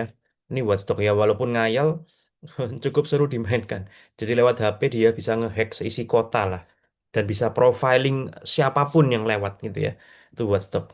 Nah, silakan di Google Watchdog itu punya dynamic NPC behavior. Bagaimana NPC berinteraksi dengan pemain. Jadi di Watchdog itu kita bisa berinteraksi dengan NPC. Nah, bisa dijelaskan apa saja NPC behaviornya di Watchdog ketika berinteraksi dengan pemain. Itu bagaimana, teman-teman? Silakan Google.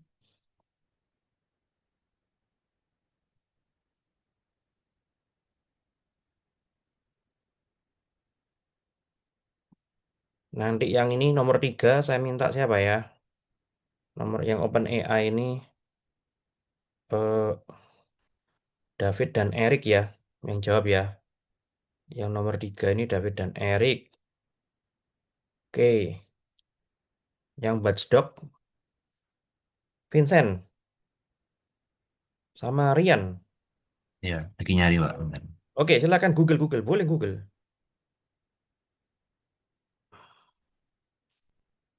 Ryan ya, Rian dan Vincent. Silakan dijawab ini pertanyaannya. Bagaimana NPC berinteraksi dengan pemain sedangkan yang OpenAI 5 itu bagaimana OpenAI 5 mempertimbangkan atau membuat persona pemain, persona pemain ya, persona model Watchdog.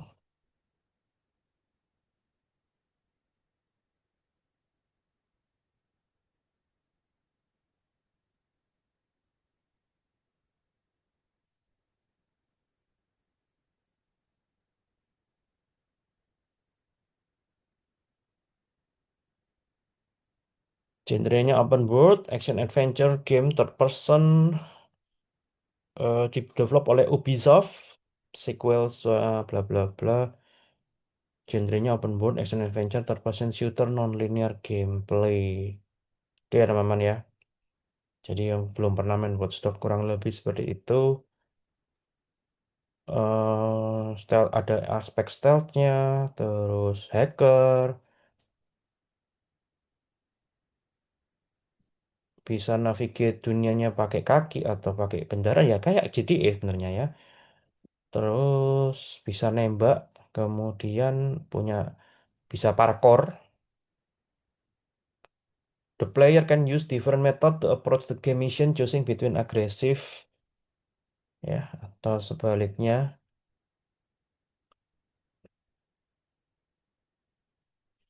bisa ngehack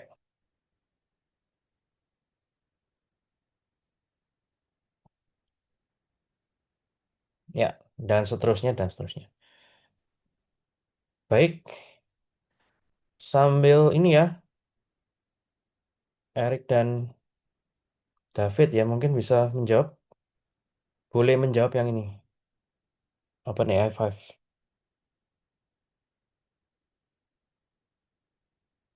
Boleh di chat langsung. Sedangkan Rian dan Vincent jawab yang Dynamic NPC Behavior. Ini saya nemunya ini, Pak. Identitasnya dia unik, kayak tiap kali kita ketemu tuh bisa beda-beda. Oke, baik. Identitas NPC itu unik ya. Hmm. Ya, Sama responnya dia itu kadang beda-beda, Pak. respons berbeda. Ya. Oke, identitas NPC itu unik ya. Untuk Hmm. masing-masing NPC yang dimaksud adalah social number, ya, KTP, nama, ya kan, pekerjaan, ya, betul ya. Kemudian umur ya, usia. Ada lagi ini ya, apa namanya, eh criminal record, ya, status kriminalnya dia. Wah, ya. Apakah dia ini adalah wanted, wanted dicari polisi dan sebagainya. Respon berbeda ketika berinteraksi dengan pemain ya kan? Ya, responsnya bisa apa saja. Bisa takut gitu kan? Bisa hati-hati, bisa paranoid, bisa ini ya, defense, ya melawan ya ketika ketika kita berinteraksi dengan itu atau sebaliknya. Oke, itu aja. Apakah ada tambahan dari Rian? Apakah Rian ada di sini? Ada Pak, cuma ini masih nyetir sebentar. Oh, masih Saya nyetir. belum bisa nyari. Ya, ha. Oke, ya udah. Lanjut ke ini eh David dan Erik. Oh, Eriknya menghilang. Oke, David, apakah bisa menjawab ini? Ini yang pertanyaannya untuk NPC kan, Bu, Pak? Boleh, NPC. Kamu nemunya NPC atau OpenAI 5?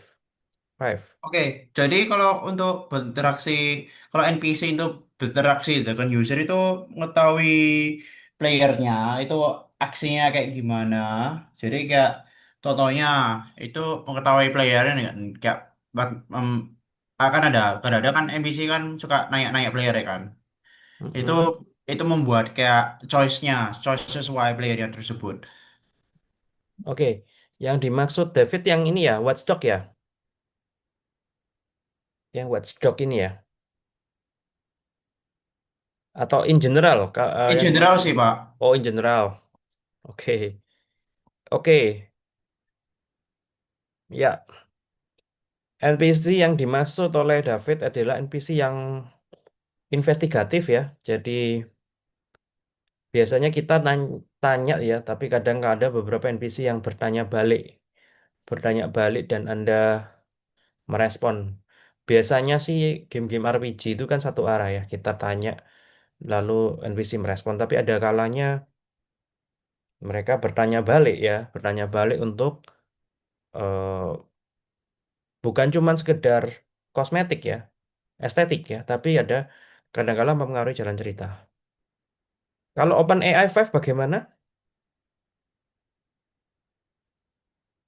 Apakah ada yang bisa menjawab ini? OpenAI 5.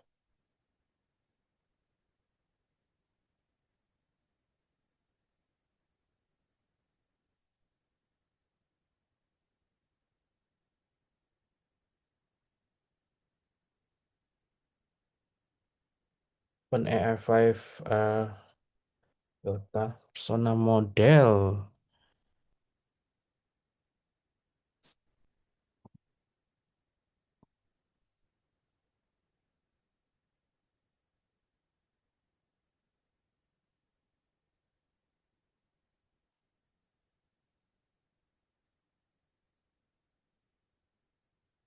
Ya,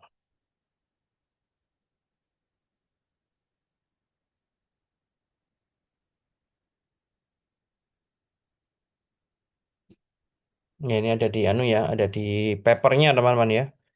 Jadi dia ada di papernya kalau mau baca lengkap ya. Tapi OpenAI 5 ini dia punya beberapa persona. Misalkan jungler, kemudian mid lane, kemudian support, tanker, dan seterusnya. Ya, jadi OpenAI 5 ini eh, dengan belajar dari berbagai macam histori permainan sebelumnya, dia bisa mengkategorikan dia bisa membuat persona-persona pemain yang spesifik ya. Misalkan jungler, mid lane, tanker. Berarti kalau dia tanker dia akan membuild item sesuai dengan kapasitasnya. Oke, itu AI yang belajar bermain Dota OpenAI 5 ya. Jadi aksi, tindakan, gerakan akan menyesuaikan dengan masing-masing persona. Oke, itu ya, teman-teman ya. Jadi studi kasus kita ada 3. Elder Radianeas Skyrim, Watchdog, yang setiap NPC itu bisa punya unique or different different persona, ya, different persona. Dan artinya setiap kali kita bermain, NPC-nya itu random, teman-teman ya. Eh, Identitasnya random juga.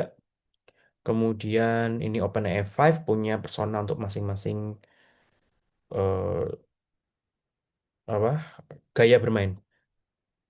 Nah, tantangannya ya, tantangannya, oke ini kalian harus jawab juga nih. Kalian mestinya jawab juga nih. Jadi keseimbangan game jika AI terlalu pintar atau agresif, permainan bisa menjadi terlalu sulit atau sebaliknya terlalu mudah, sehingga merusak pengalaman bermain. Artinya sudah tidak lagi flow channel. Nah, solusinya gimana? Solusinya adalah kita implement ADA atau DAA ya, dan DDA ya, Dynamic Difficulty Adjustment ya. Kita implement ADA atau DDA, Dynamic Difficulty Adjustment, entah mau pakai Markov Chain, mau pakai Finite State Machine, mau pakai apa itu Reinforcement Learning, yang kayak gimana, serah. Yang penting kita harus keep pemain agar agar berada di flow channel, ya tetap engage. Ya, jadi jawabannya untuk solusi untuk ini ya, permasalahan ini, game yang AI-nya terlalu pinter, agresif, atau terlalu mudah, maka solusinya ini. Oke, AI yang memerlukan data perilaku pemain. Nah, ini dia. Contoh AI yang apa? Yang pakai mesin learning di baliknya. Dia butuh data kalian, data pemain. Nah, kadang-kadang ini menjadi isu privasi. Nah, solusinya gimana nih ya? Solusinya gimana? Ya, solusinya macam-macam. Misalkan pengolahan datanya lokal, ya lokal, tidak perlu diupload server. Atau ada apa nih? Pernah nggak lihat atau nginstal software atau game itu ada agreement panjang blang, terus Anda harus setuju. Yang biasanya kita nggak baca itu ya. User agreement ya. User agreement ini kadang-kadang nggak dibaca. Ya, user agreement salah satu poin di situ adalah si game menggunakan data kalian, ya, data kalian untuk apa namanya, untuk kepentingan mereka. Ada dulu kasus ya, game yang pakai data kalian untuk menampilkan ads di dalam gamenya yang relevan ya, ads yang relevan dengan kalian. Itu ada yang kayak gitu. Oke. Nah, user agreement. Ada juga ini ya, hmm, eh apa namanya itu? Hmm, Keterbukaan ya, keterbukaan pihak dev terkait penggunaan data privasi. Jadi misalkan gini, si kita nih butuh emailmu loh, karena em, untuk pendataan apa pemain, histori pemain ya, histori pemain yang nanti untungnya untuk pemberian reward begitu. Jadi dia harus jujur di depan data kalian dipakai untuk apa saja dan dia ngambil data apa.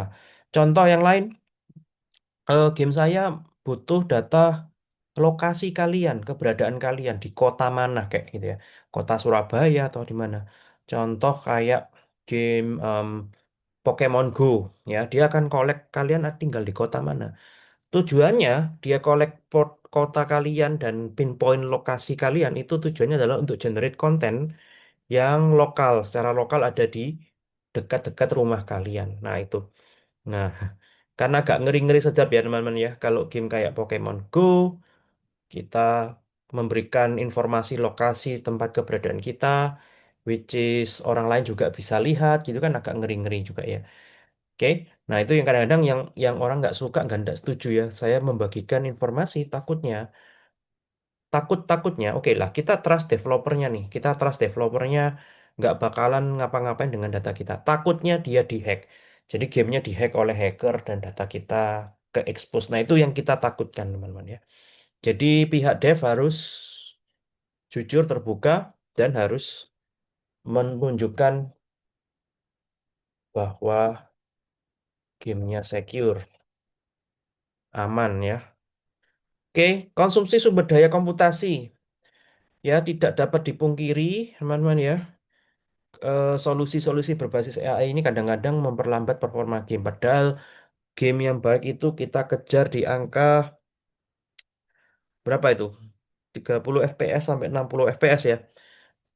Secara visual enak dinikmati adalah 30 sampai 60 FPS untuk game cepat real time. Kalau turn based mungkin bisa di bawah itu. Kita kejar itu. Nah, mungkin gara-gara terlalu banyaknya background proses atau tambahan kalkulasi AI di belakang, maka ini mempengaruhi jumlah FPS yang muncul ya. Solusinya mungkin bisa jadi em, mengoptimalkan mengoptimalkan model AI-nya ya, optimize AI. Nah, ini banyak cara untuk melakukan itu. Kemudian bisa juga eh, menggunakan cloud ya. Proses berat ditaruh di cloud ya, atau pre-proses dulu. Uh, ya pre-proses dulu di awal ya. Yang paling paling gampang di game engine mereka melakukan shader compilation ya. Shader compilation menghitung, mengukur, mengkalkulasi cahaya-cahaya, jatuhnya cahaya di dalam game sebelum gamenya dimulai ya. Jadi ada layar loading, calculating shader, gamenya tuh menghitung itu. Jadi pas dimainkan itu nggak ada proses itu lagi, dia langsung load datanya aja. Oke, proses berat ditaruh di cloud atau pre-proses dulu atau manfaatkan multi-thread ya di prosesor CPU. Oke, nah ini kesimpulan kita hari ini teman-teman ya. Jadi ada teknik adaptif, procedural player profiling, content recommendation, interaksi dynamic ya, personal persona modeling dengan berbagai macam algoritma. Ini saya hanya menyimpulkan dari bahasan kita sebelum-sebelumnya. Kemudian fungsinya adalah menyesuaikan kesulitan berdasarkan skill pemain yang adaptif, memberikan pengalaman yang monoton, yang tidak monoton, memahami preferensi kita dan memberikan konten yang lebih relevan untuk player profiling.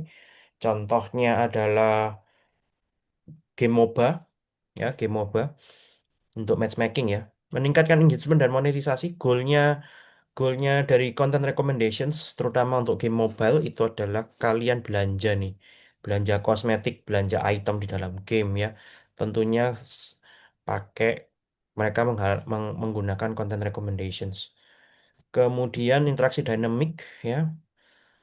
procedural personal modeling menggunakan NPC dan AI untuk membuat perilaku yang lebih realistik dan unik.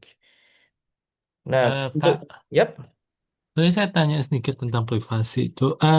Secara konsep, misalkan aja saya, kan permasalahannya ada identitas. Apakah permasalahannya yang dimaksud di sini adalah identitas lebih eh, dipertanyakan atau apa behavior orang itu? Jika kalau identitas saja, eh, apa yang terjadi jika saya eh, di sistem saya encrypt aja username-nya sama user ID-nya sehingga hanya aksi saja yang terbukti terdaftar dan saya tidak perlu melakukan embel-embel aturan tersebut. Apa atau itu harus tetap dilakukan pada akhirnya? oke, baik. Baik, Alvin. Good question, Alvin. Ya, jadi tadi solusi Alvin adalah, let's say saya bisa encrypt ya. Data A di encrypt jadi X1 gitu kan. Jadi di database jadikan X1. Eh, Encrypt itu adalah salah satu cara untuk mengamankan data kita, Alvin ya. Cuman kalau ngomong encrypt, itu berarti kalau datanya mau dipakai oleh developer, mau dipakai loh ya, yang mau dipakai, maka data tersebut harus bisa di decrypt, Alvin. Betul kan? Ya, Dari jadi kalau data itu cuman eh, one way one way encryption, kayak contohnya password ya. Password itu kan one way kan. Kita MD5, kita SH one way, artinya tidak bisa di decrypt. It's okay, aman ya. Kita tidak berkeberatan. Toh kalau dijebol pun si hacker hanya mendapatkan data yang terencrypt one way.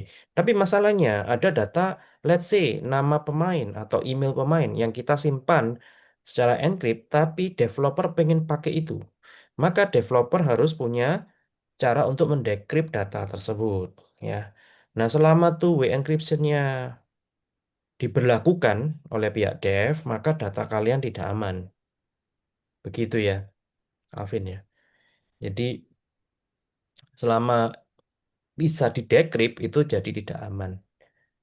Oke, ya. Jadi game kalian ada beberapa game itu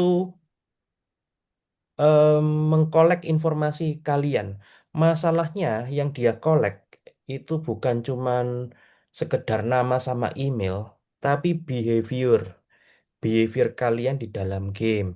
Contoh, logging logging time-nya, jam berapa login, terus apa lagi ya, chattingnya gitu ya, chattingnya direkam, apalagi ya. Hmm, Ya, intinya tingkah laku kalian di dalam game, IP address ya. IP address-nya IP direkam. address. IP address direkam dan seterusnya. Itu yang kita maksud dengan data yang ada hubungannya dengan privasi. IP address, Oh, IP address sudah. Kalau kalau dia tahu IP address ya dia tahu alamatmu, tahu lokasimu. Itu. saya pikir dalam konsep game cuma setiap aksi yang ada di dalam in-game, bukan di dalam chattingnya juga. Apa? Jadi kalau gitu ceritanya ya beda lagi sih harusnya. Chatting itu direkam, Terekam juga, oke. direkam supaya supaya orang bisa nge-report. Oh ini anu nih bullying nih. Oh ini eh, apa melakukan pelanggaran. Nah itu direkam. Kan selama ini kan pakai screenshot ya teman-teman ya. Kadang-kadang screenshot saja nggak bisa ya. Kita bisa ngelaporin jam berapa. Nah itu kan di sistem bisa kelihatan. Nah makanya harus jujur di depan ya. Misalkan si gamenya itu ada chattingnya dan dia bilang chattingnya di encrypt atau apa. Kalau WhatsApp ya teman-teman, WhatsApp itu kan tiru-tiru Telegram sekarang tuh. WhatsApp tuh kan bilangnya, tapi nggak tahu ya di balik layar bagaimana. Kalau WhatsApp itu kan peer to peer ya, encryptionnya tuh peer to peer. Jadi rekaman chat kalian itu disimpan di masing-masing WhatsApp. Nggak ada yang disimpan di cloud gitu kan. Nah itu bilangnya gitu. Jadi WhatsApp bilang, oke, kalian ngobrol apa kita nggak tahu kok, karena obrolan kalian itu masing di masing-masing WhatsApp, di masing-masing HP. Nah, itu ya teman-teman ya. Nah, Ya, oke, itu. Nah, itu yang menjadi isu tetap data privasi. terima kasih Pak. Gitu Iya, aja. begitu Alvin ya. Oke ya, itu good questions ya. Even though di encrypt, nah selama bisa di decrypt itu tetap jadi masalah. Oke. Nah, ada banyak kasus ya data yang bocor, data Tokped, data apalah bocor. Ya passwordnya memang encryption ya, tapi si hackernya itu berhasil mendapatkan apa? Mendapatkan alamat email, teman-teman ya. Jadi kita bisa kena target scam di kemudian hari. Nah, itu ya teman-teman ya. Jadi untuk persona modeling ada 3 hal, rule based, data driven, dan generative model. Rule based itu deterministik ya, script tetap dipakai untuk sesuatu game yang linear. Kalau data driven ini menggunakan data sebelumnya, contohnya Drivatar. Kalau generative modeling ini menciptakan persona baru secara otomatis ya. Nah, teknik apa yang paling cocok untuk game open world seperti GTA atau RPG atau seperti Skyrim? Persona yang kayak gimana maksudnya? Nah, kalau gamenya open world eh yang setiap hari collect data pemain gitu kan.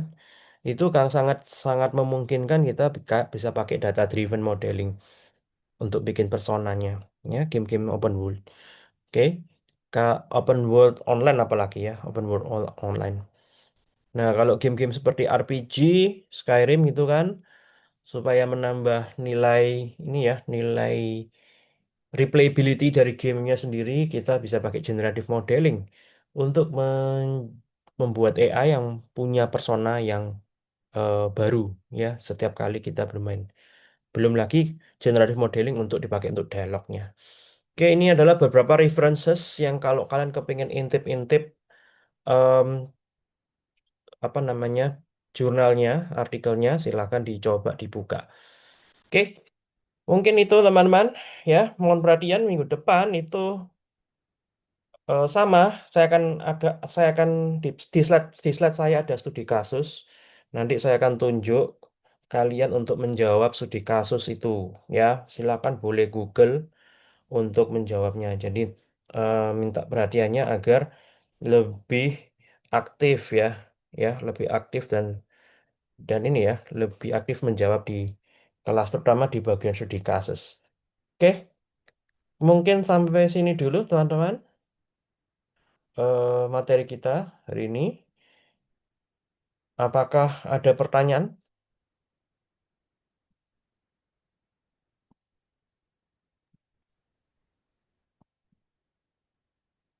Baik ya. Oke, kalau aman-aman saja, terima kasih sudah hadir ya. Eh, saya akan end meeting. Selamat malam semuanya. Ya, selamat malam Pak. Malam